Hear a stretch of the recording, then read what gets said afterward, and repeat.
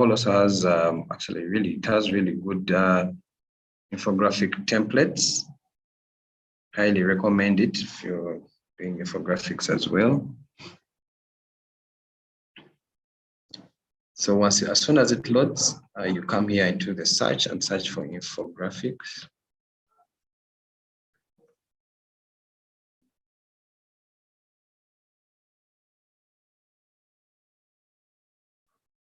Okay, so these are the templates that it has display. As you can see, it has also a nice rich array of infographics that you can customize. Okay, so you pick on any of these and you begin editing them depending.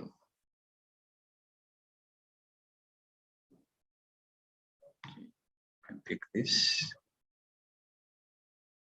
Click edit the design. Now our time is fast spent, but I'm concluding. Okay, so it's literally the same principles, editing the text. Click on any of the text there and you can edit it. Okay.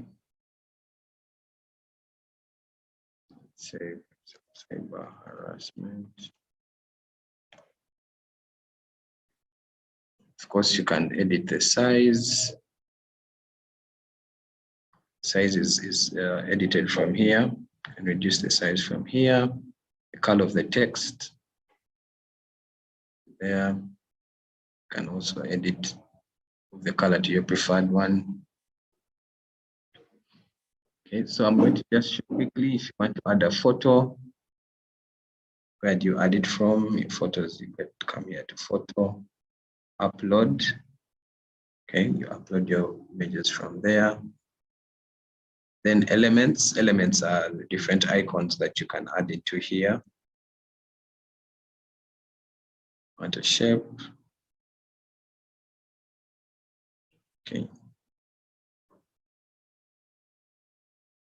You can add the shape here, and you can always change the color here on the side. Yeah.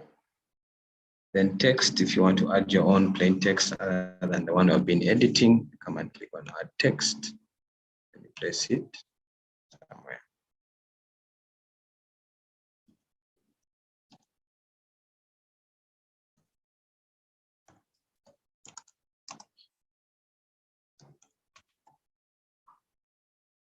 And of course, you can move it